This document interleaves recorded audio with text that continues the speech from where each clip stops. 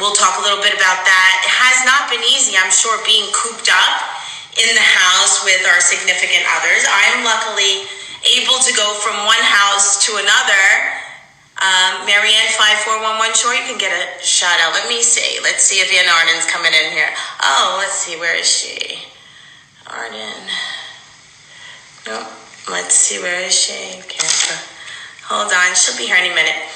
So one of the things I also want to talk about is, oh, hi, Mom. What are you laughing about? My mother just sends these emojis all of a sudden. Hi, Karen.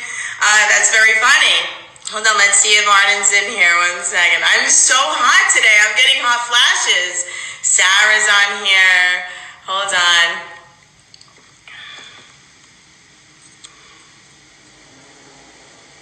Requests. Let's find her. We'll find her. Don't worry. Go live with Arden.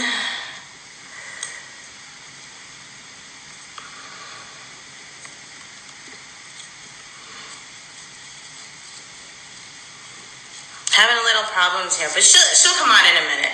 Let's see. Oh, that's so cute. Hold on.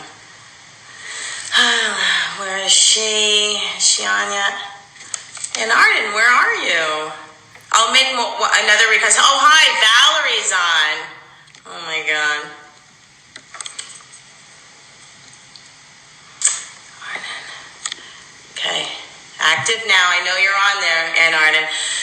So, hello, Martin, who's been such a lovely help delivering food to Oasis and collecting things, and we've been getting cards going together. I'm glad. Hi, Miss Renari. How are you? So, who else? Hi, Glow. How are you? My skin looks amazing. Thank you. Ask Skin Guru what I use. She's the one that gives me everything. I'm still looking for Ann Arden. Where did she go?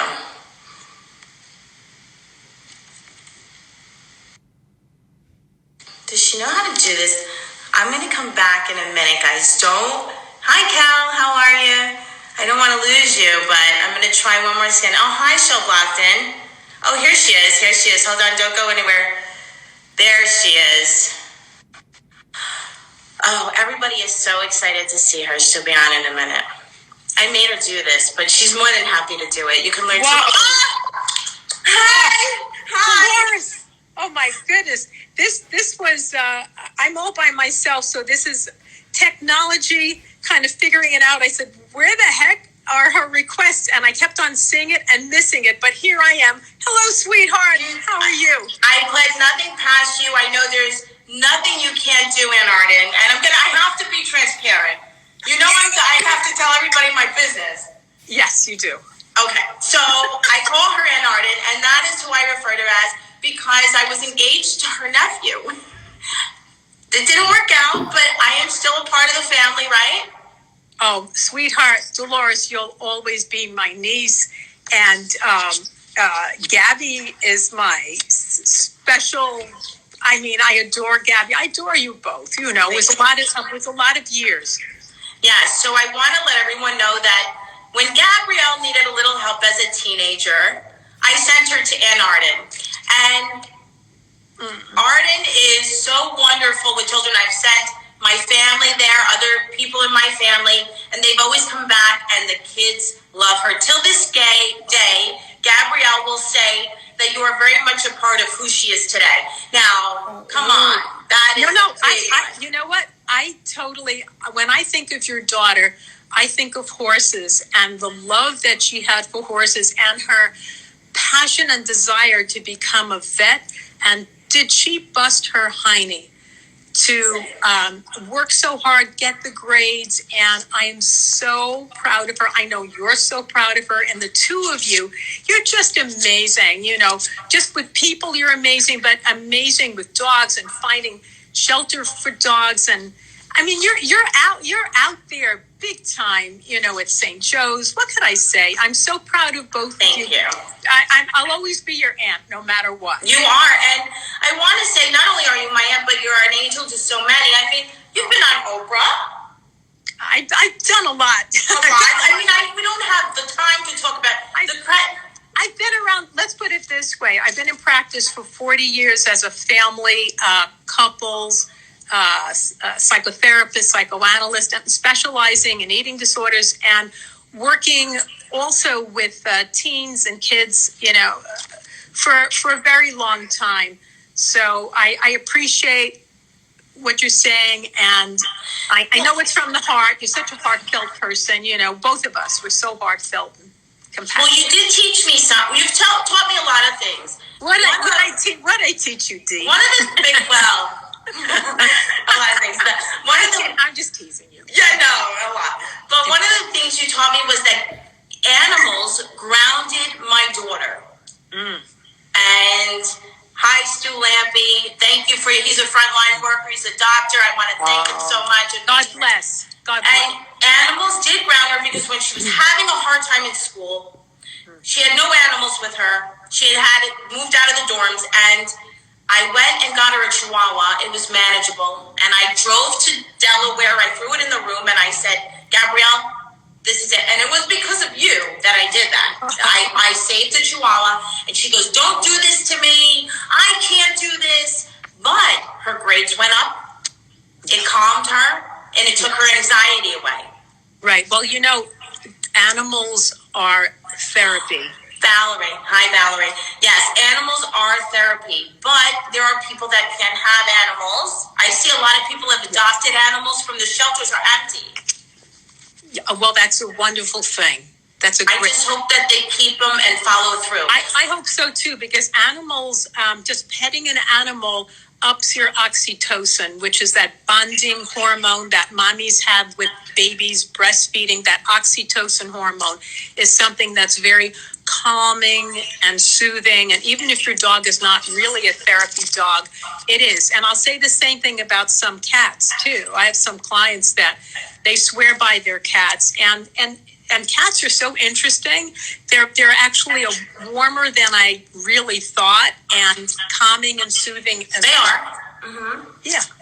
So a lot of the things, like a few of the things we talked about that are going to be our subjects for today is one, the relationships of the COVID-19 has a lot of, it expands outside of being sick. The economy, people losing their jobs, relationships falling apart over the stress of jobs being gone, being in a confined place. Right. Everything has been taken away from us that we know every day. Yes, that's true. And I have 2 homes to go to. I'm in the suburbs, but in the city, the people are in these close confined. The weather hasn't been that great to even get out. That's true. And I live and work West 57th Street, so I overlook the Hudson. And you see the Hudson. I don't know how much you could see. We can see, yeah. The Hudson. So Hudson River Park is where I normally walk, but I'll be honest with you, on a nice day, there are just too many people. And I'm, a little older than you. So instead, I walk around my avenue block, because it's very important. It's very important, being confined and being in quarantine, so to speak. You must go out to get some air. Even if you just stick your head out of the window and just take a breath. I do a lot of meditation and I do mindfulness. So very important to take a few cleansing breaths, in and out and in and out and in and out. And the air is so crisp and clean. I don't remember air being like this. And this is not upstate Catskill, Canadian air. This is, we're in the heart of Manhattan here, and the cars are few between, the Ubers are few between, the taxis are few between. Not a lot of people out there, and a lot less pollutants. Hold on 1 second. Somebody's asking, is she an eating disorders? She's an eating disorder specialist. I am a certified, eating certified, yes. I am. Yeah. So if you have a problem, you can reach out to her about that when we're done. I'd be happy to. I'm sure you would be happy to help anyone. Absolutely, definitely. It's so lovely out there now. And imagine being a little child that is unaware of COVID. Just imagine that, because we all need to be that sometimes and just go outside and just look up in the sky and say, thank you, sky, for being there. Look at the sun when it's out. Thank you, sun, for being there. Imagine a rainbow behind the clouds. Listen to the tweets of the birds. You know, the birds are tweeting louder. There's things that are happening. Even, where is that, in Venice? The dolphins are there. The swans in Venice, the canals are clean. The dolphins are back. The swans, the ducks, I've seen it. It's beautiful. The smog is lifting. I mean, there's just a lot that's happening. So Mother Earth, I'll call her Mother.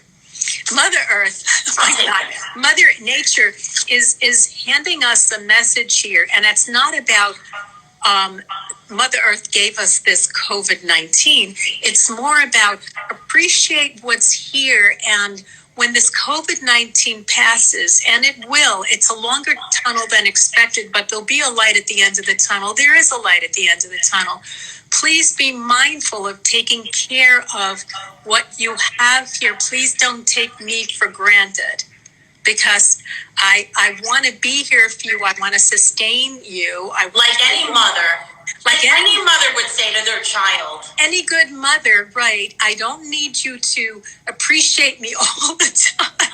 But it's nice to be thanked every so often. And I think that's what I do. I thank the Hudson every morning, and I say to myself, I am so blessed that I'm here, that I can see the Hudson River. There's so many people that are in such sorry shape way before COVID. So I'm a very blessed person, and that's what you and I bring. That's what Gabby brings also. High evolved people that care so much about making a difference and touching lives, and hearts speak, you know?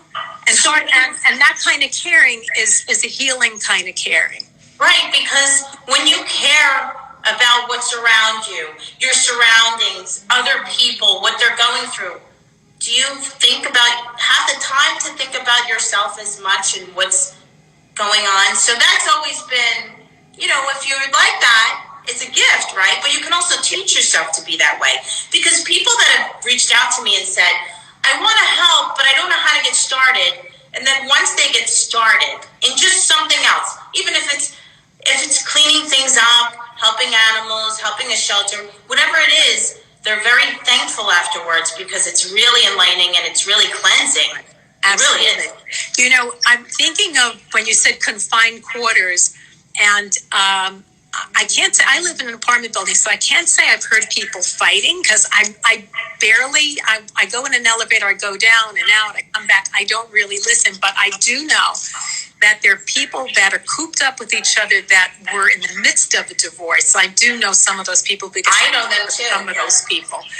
And I do know also that living under the same roof, especially in a small space, you have to be very mindful of being respectful of sharing that space. Like, one person has a bedroom, one person has a living room, if they're still lucky enough to be working remotely.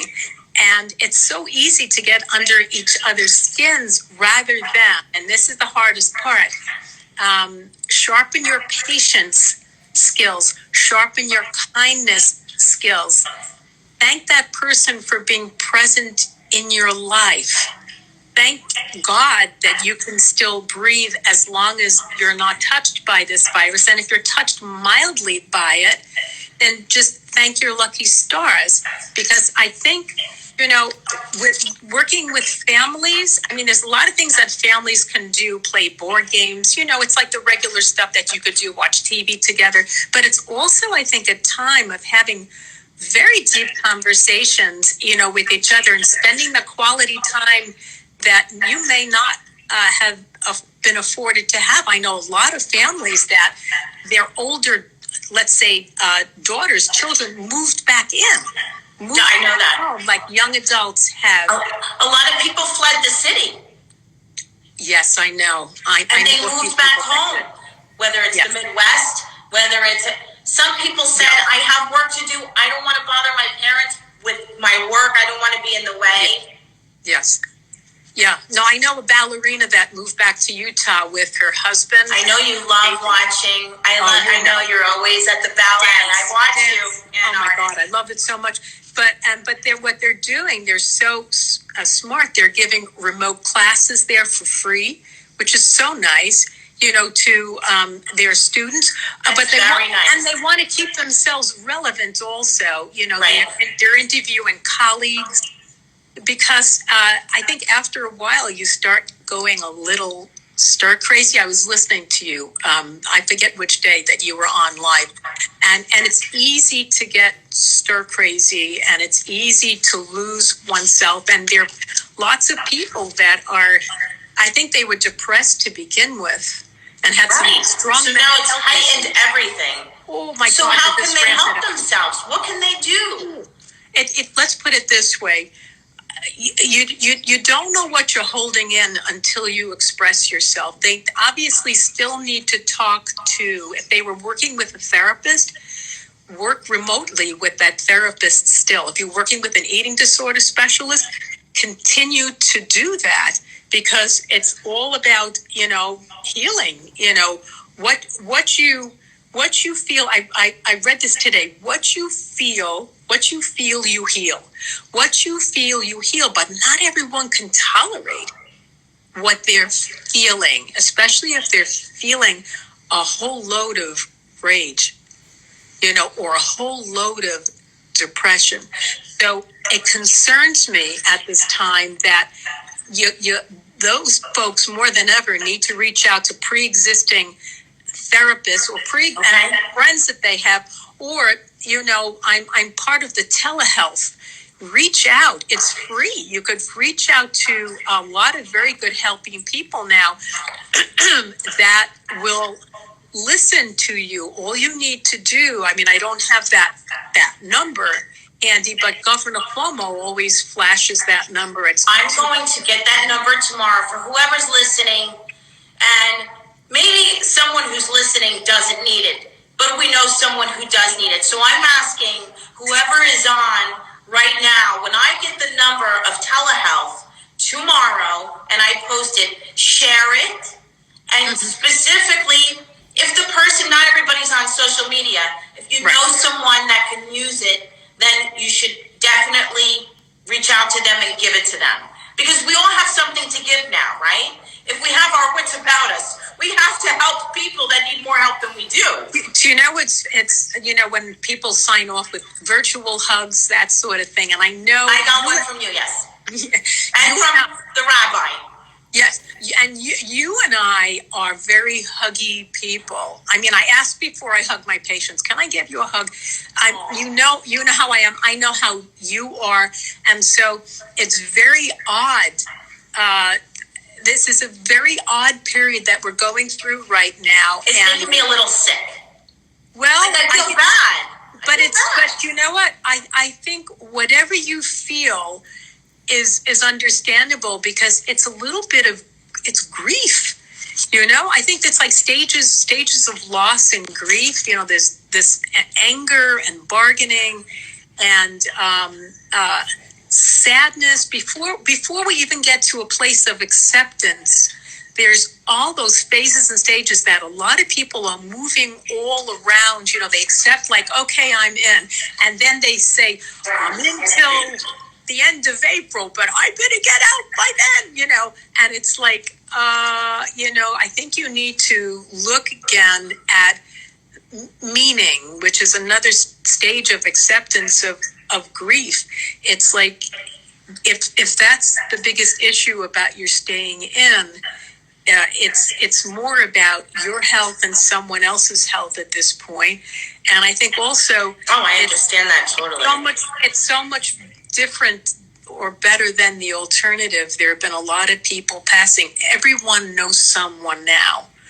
It may be not firsthand who has passed, but they know enough people. Right. No, at least one person that they know that has passed. That's true. It's as sad as heck. So, it is so sad, and I think that there will be a great need for people to be able to talk to someone like yourself who can, as they're saying the comments, you're like a human Xanax. which you are, that's puts things into perspective and just saying, reminding them. But it's up to the person too to help themselves. Like here, you're giving us tools. Yeah. You've taken years and years to learn these things. As simple as it is to wake up and say thank you, to have the patience that the other person that you're with does not have. Right.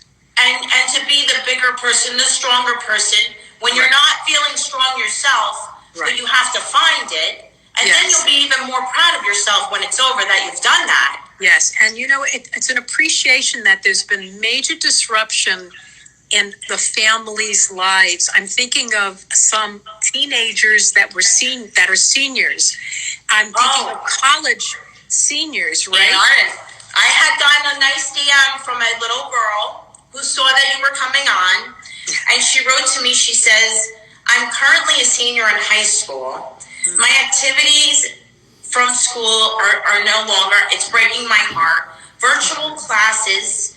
No socialization. I'm getting so much anxiety from it. Plus the pressure of, I have to pick a school within a week. I know. I have to pick a school within a week. Yeah. And I can't sleep anymore. Right. My feelings are all over the place. My prom is canceled as of now. My family has been supportive, but what else can I do? The anxiety is heightened, and I'm starting now to not sleep. Very normal. I have a couple of patients in my practice. They are in exactly the same boat. And I would say that one of the things, again, maybe I have a little angel stuff in me. I don't know. Yes, you do.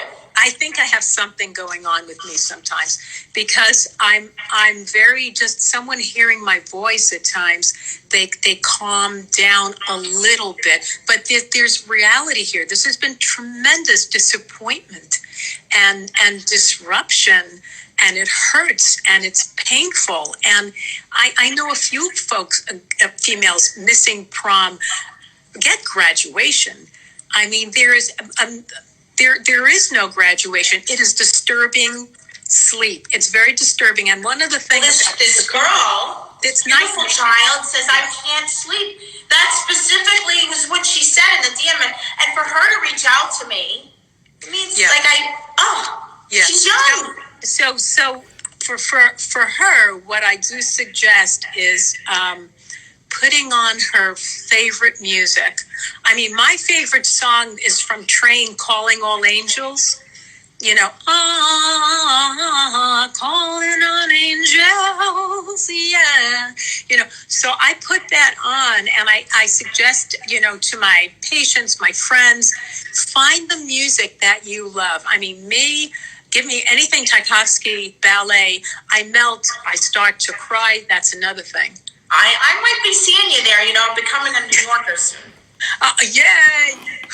We'll meet when Starbucks is open again. We'll meet at Starbucks. But there's a reality to the getting up in the middle of the night and nightmares too. It's very frightening right now. And you don't have to be a little child who's reassured by parents. Don't worry, we're not going to die.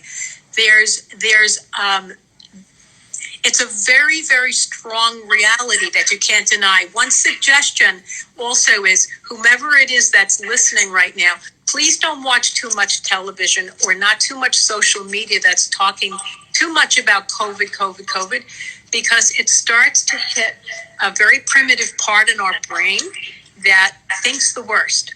And it's very hard to move into like a positive head that there is a light at the end of the tunnel. Be patient, practice patience. It's all going to happen. I know it is. I think I'm the torchbearer of hope.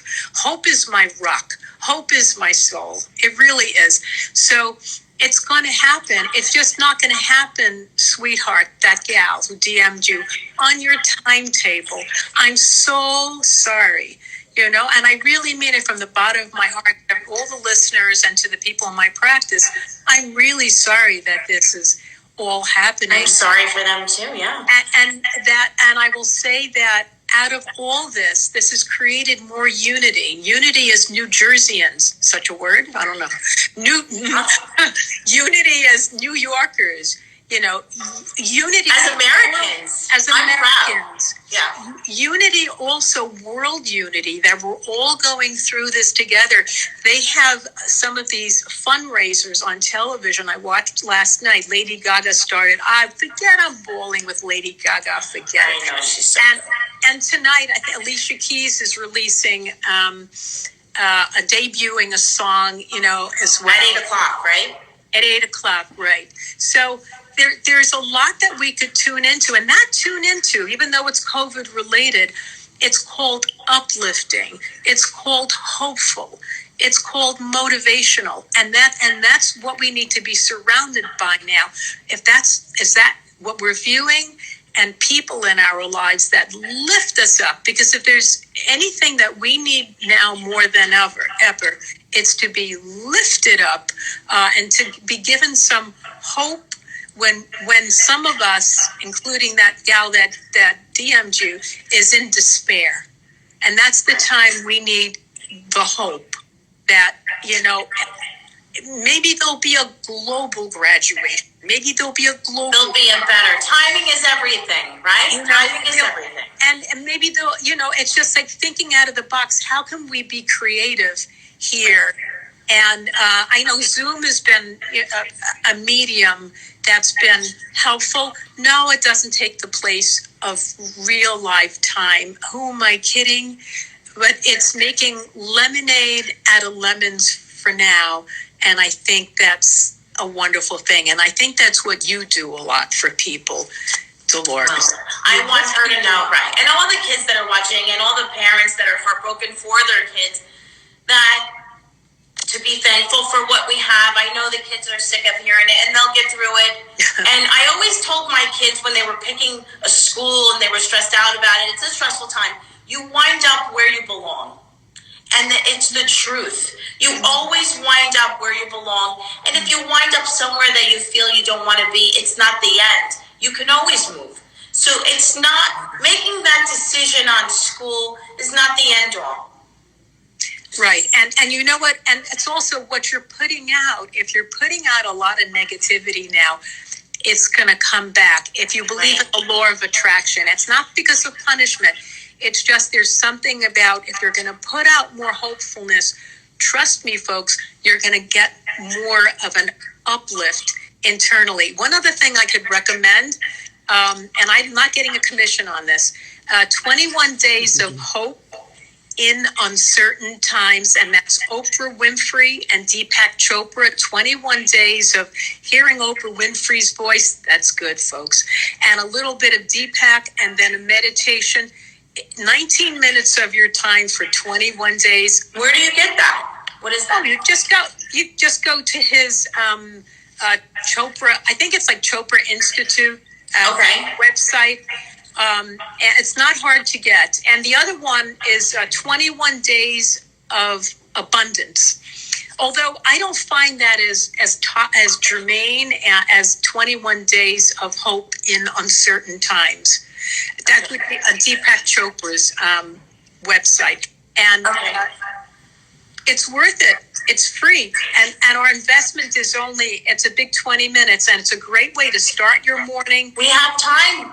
And would you suggest that for the 17-year-old, absolutely, the 16-year-old? So I will put, guys, I'm going to post on my story the information that Arden's given us. Yes. And I have a lot of, we know the moms are losing it. We have young kids that have, I feel like the younger ones are adjusting more than anyone. Listen, like, who doesn't want to be home with their mother? Well, babies don't know any better. Infants don't know any better. My granddaughter, who's 5 months old, she's a happy little camper. I was at that wedding. I know you were. It was a beautiful wedding. Never seen anything like it. No, I remember. The kids that begin to know are the kids that are that been going to elementary school, that are used to playing with their friends. Of course, the middle and the high school and the college and thereafter. But it's when they get to the age of reason, and those are the moments that a parent needs to not overwhelm the child with what's going on, but to say that this is a good thing to stay in. to maintain our health.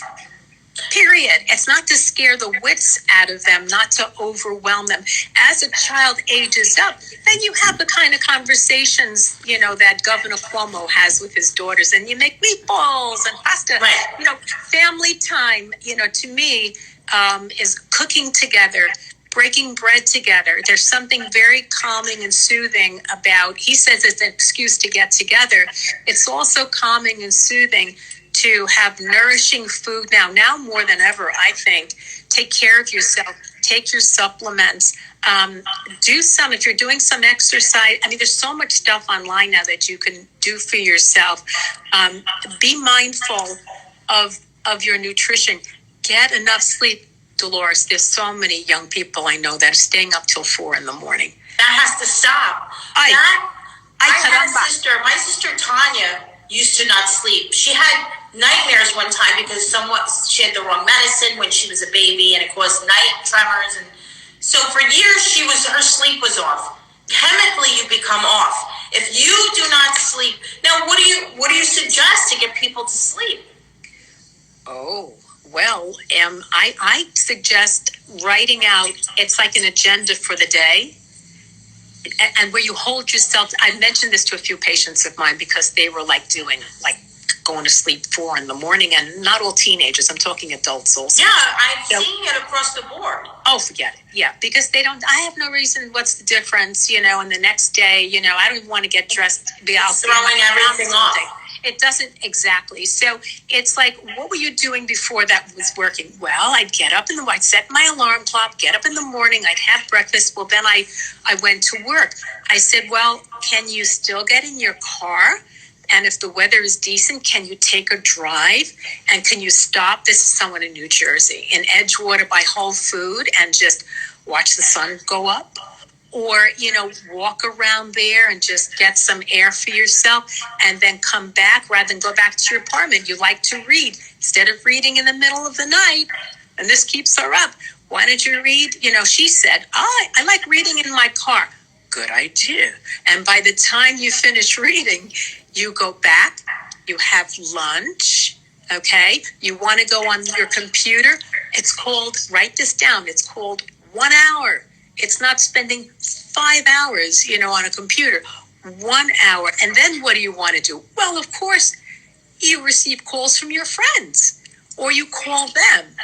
You have this back and forth. And then before you know it, you're making yourself something nutritious for dinner. Or maybe you're going out for a little walk, just around your corner a little bit. You have to break it up. And I'm thinking of people that are single. They may have an animal, but they don't have someone else to argue with in their apartment or their home. They're on their own. So it's even more important to maintain those. Maintain the schedule. Make your new schedule. So yes. Your work is done. You don't have to wake up. You don't have to put a suit on. Yeah. Wake up. Think about it tonight before you go to bed. For all those who are lost, squandering their time, wake up in the morning and make a schedule of what time you have to do it. Otherwise, you are going to fall into an abyss, and a lot of people are losing themselves. And they are. And I would say you don't always have, if you want to take a day and do nothing, but get dressed, take the shower. You want to reorganize your home, you want to declutter, goody gumdrops, do it. But I think too much idle time, that brain starts kind of getting into thinking the worst, and read a book. I have a few books in my library here. Dolores, I'll be honest with you. I read a chapter and I put it back in. So I said to myself, what have you wanted to do, but you didn't have enough time for? Meditating. So I'm doing 2 different programs at the same time. Ambitious. And reading. What am I reading now? Wayne Dyer, The Power of Intention. So that's about manifesting what do I intend to happen. If I intend to feel hopeful and be hopeful, that is my intention. Denora, my friend Denora, I know you're listening. This is for you. Yeah, and me too. We'll do this together. Right. If I'm intending to feel grateful, then that is my intention for the day. I need to write some 5 things that I'm grateful for, whether it's in the morning or maybe before I go to sleep at night. Wow, that's talk about the young lady who is having a hard time sleeping, or if you wake up in the middle of the night. 5 things that you're grateful for, not 5 things that scare the pants off you, but or that's overwhelming your brain, but stuff that makes you feel good, whether it's music. What am I grateful for?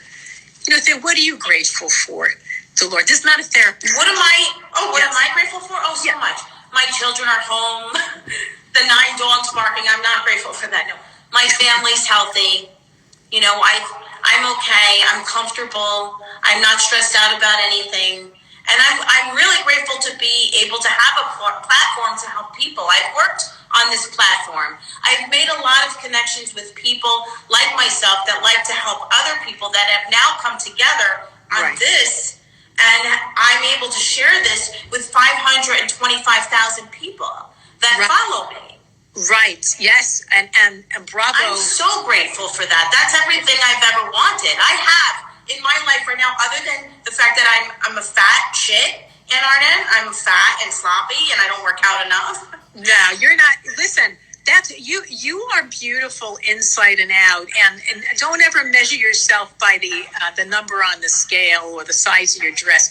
Always measure yourself by the size of your heart. You have the biggest heart. That you have a heart that weighs so much. Maybe that's for all the weight. It's like you have the biggest heart. So you know what? I think that's a great thing. I'm thinking of my daughter, Samara.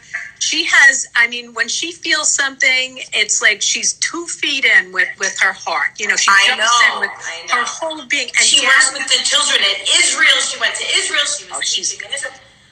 Both of your children are just so good. You did a good job. Well, back at you, kiddo. But you know what? That's part of what makes me feel. I'm grateful that my daughter is healthy enough and lives a hermit life right now, along with her friend Emily, and they come over like twice a week for dinner. It's so nice. And you know what we watch? I'm recommending for your people too. Songland. Songland goes on once a week. Mondays, I don't get a commission for this. Mondays, 10 p.m. And it's songwriters that, create songs, and they're seen in front of very seasoned songwriters. There's always a guest that comes on that wants to cut, a new not an album, but a song. And then it's a whole process. It's the most wonderful, wonderful thing. And you could tape it. If it's too late for you at night, just tape it. Monday nights, 10 p.m. Channel, the same channel as The Bachelor. And what is that, 7? I guess.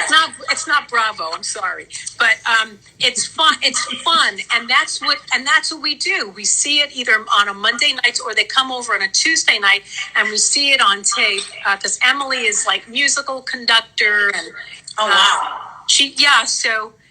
lot of people's life. My daughter is a travel guide, and guess where travel is right now? It ain't happening, and Broadway. I miss it. It ain't happening right now. I have to say that there's so much stuff. Little Eli saying hi to us. Hi, Eli Marin. Oh, hi, Eli. Oh, that's really funny, boy. This goes a long way, huh? That's funny. Yeah. But there's a lot of stuff that we miss.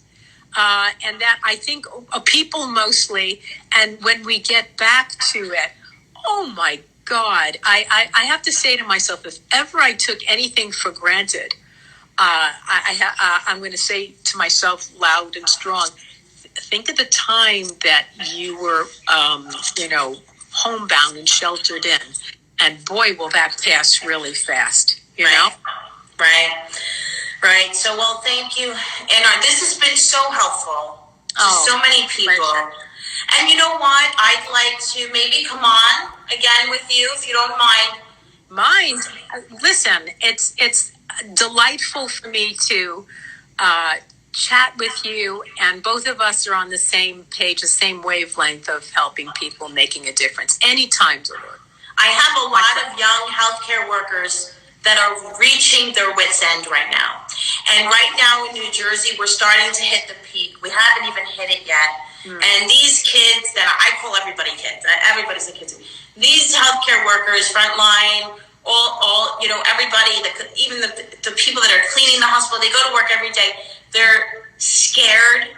They've had enough. They're tired. They're working 12-hour back. And I'm worried about them possibly coming with some PTSD at the end of this, or a lot of, and maybe we can help them now do some things that may be able to not make it so bad at the end of this. Maybe there's something we can work on, or something you can share with us for me to help them so that they can help their way through this so it's not so traumatic for them. I would say that because they're almost like in quarantine with each other, or they kind of are, they need to talk. I mean, they need to talk, but endlessly talk. And I know a gal who's in palliative care. Can you imagine what she goes through in speaking to families, end of life, where there's no visiting folks that are dying.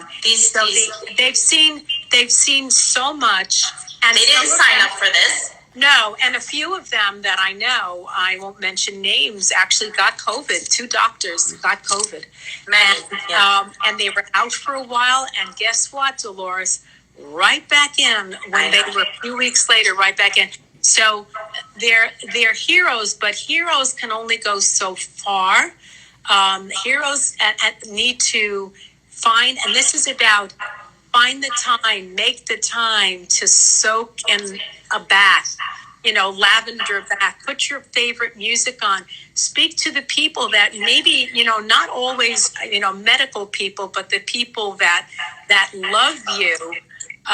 Reach out to your friends, and friends reach out to them as well. But I would be happy anytime to get a group together. I'd be happy to speak to them gratis. Thank you. I want to do as much as I can. Thank you so much. I have a group, and I've asked them to write down what's going on in their lives every day. One story. Yes. One story a day, because at the end of it, they're going to be very proud about how they've handled this, but there's also going to be those things that they're going through, and they're telling me it's horrific. So let's get that together, Arden. And thank you so much. I'd love to, sweetheart. And thank you for all the hope you've given everyone, and all the tools, and it's amazing. You're what can I say, Delores? Just seeing your face, melts my heart. What can I say? And Gabby too. We'll be seeing each other soon. Okay. Love you all. Take care. Bye. Bye-bye. Thank you.